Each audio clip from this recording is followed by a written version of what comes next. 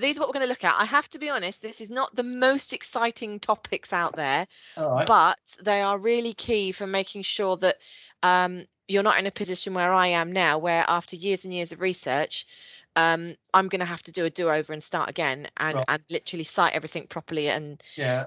do all those things. So if I can help you not make the same mistakes I have Yes, of on course. your start, then I think that will be useful for you. So yeah, so let me start off with research techniques. Now, I'm going to pop up on the screen a few different books as we go through. I've got a whole bookshelf of books that I just pick up. I haven't necessarily read every single one. I've read most of them. Yes. But if you the one of the best books I found when I started was this one, which is on the screen now.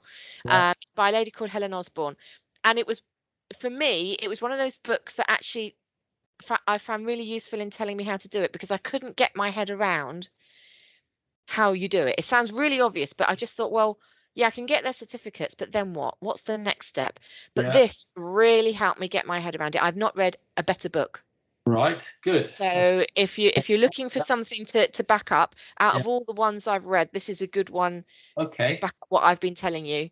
And she'll go into far more detail than I will as well. But it is one of the ones that actually made me think, yeah, right, okay, I get it now. I know what I'm supposed to be doing. So I can strongly recommend that one, because it is about that. Well, it's called Essential Research Methods, so it doesn't really Uh-huh. get more clear than No. that, really. So yeah. So when you are starting your research, obviously see what's already out there. I know it sounds really obvious, but sometimes people forget this. So I spent the first few years, I think I started my tree way back in 2009, Yes. and I literally spent the first few years just contacting random relatives who may have last seen me when I was a 2-year-old, and saying, "Hi, I'm a distant cousin of yours.